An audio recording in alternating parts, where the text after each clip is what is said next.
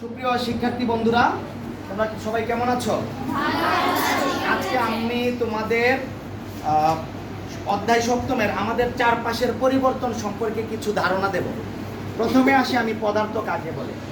আমার সাথে সাথে তোমরা বলো, যার আকার আছে, আয়তন আছে, যা স্থান দখল করে তাকেই পদার্থ বলে। আমরা অন্যভাবে যদি বলি, যা কিছু আমরা দেখতে পাই তাকেই পদার্থ বলে। তাহলে বুঝতে পারছো, যা কিছু আমি দেখতে পাই, আমি যা কিছু দেখতে পাই তাকে কি বলে? পদার্থ বলে। আসলে পদার্থের পরিবর্তন দুই ধরনের।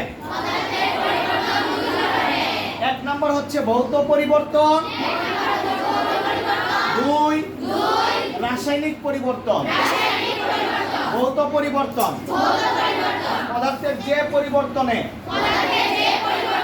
শুধু অবস্থার পরিবর্তন হয়,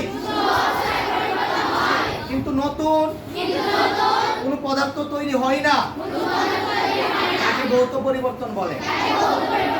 রাসায়নিক পরিবর্তন যে পরিবর্তনের ফলে পদার্থ সম্পূর্ণ নতুন ধর্ম বিশিষ্ট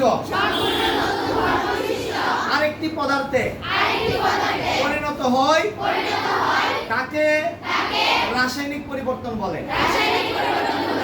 পানি জমে বরফ হওয়া ভৌত পরিবর্তনের উদাহরণ। গুহায় মরিচা পড়া রাসায়নিক পরিবর্তনের উদাহরণ। বুঝতে পেরেছো সবাই? ধন্যবাদ সবাইকে মনোযোগ দিয়ে শোনার জন্য।